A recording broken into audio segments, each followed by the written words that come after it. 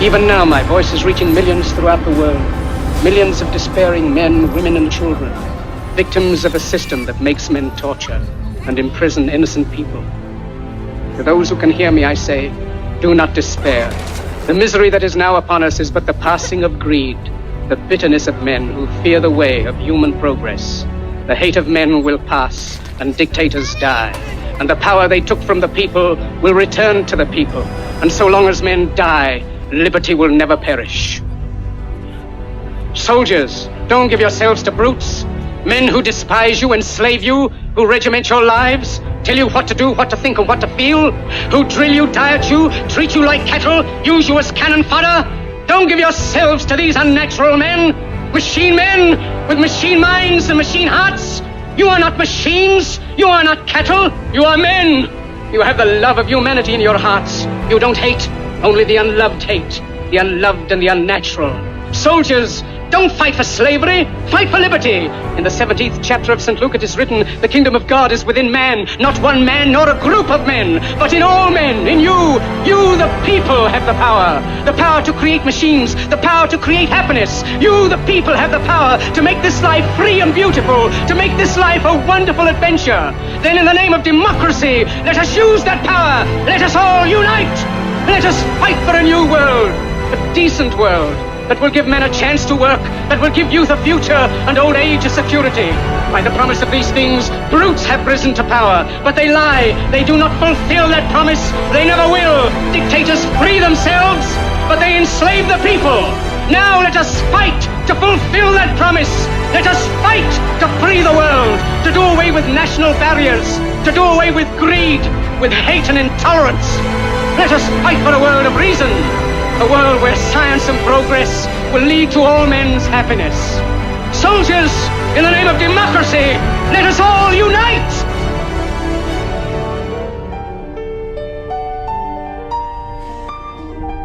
The Earth is a very small stage in a vast cosmic arena. Think of the rivers of blood spilled by all those generals and emperors, so that in glory and triumph they can become the momentary masters of a fraction of a dot.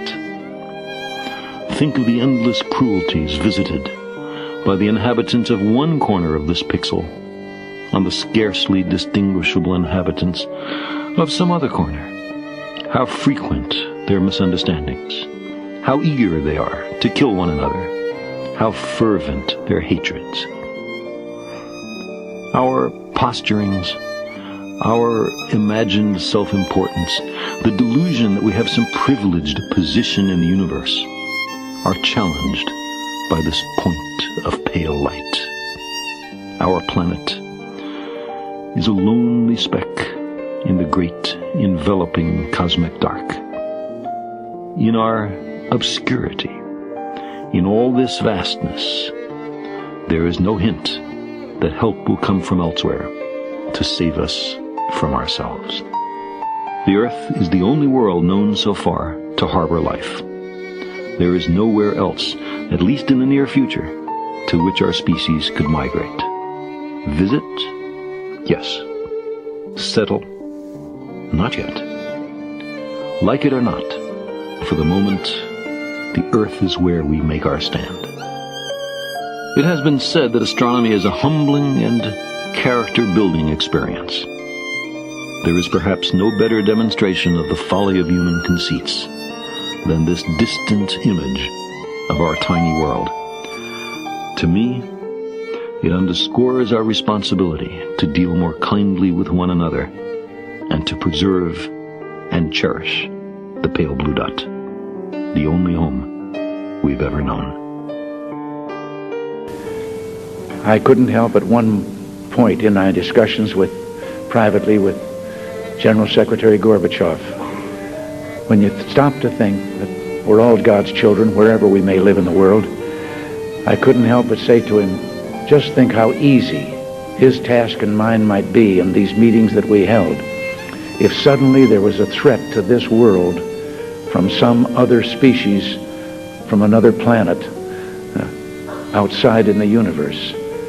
we'd forget all the little local differences that we have between our countries, and we would find out once and for all that we really are all human beings here on this earth together. Well, I don't suppose we can wait for some alien race to come down and threaten us, but I think that between us we can bring about that realization.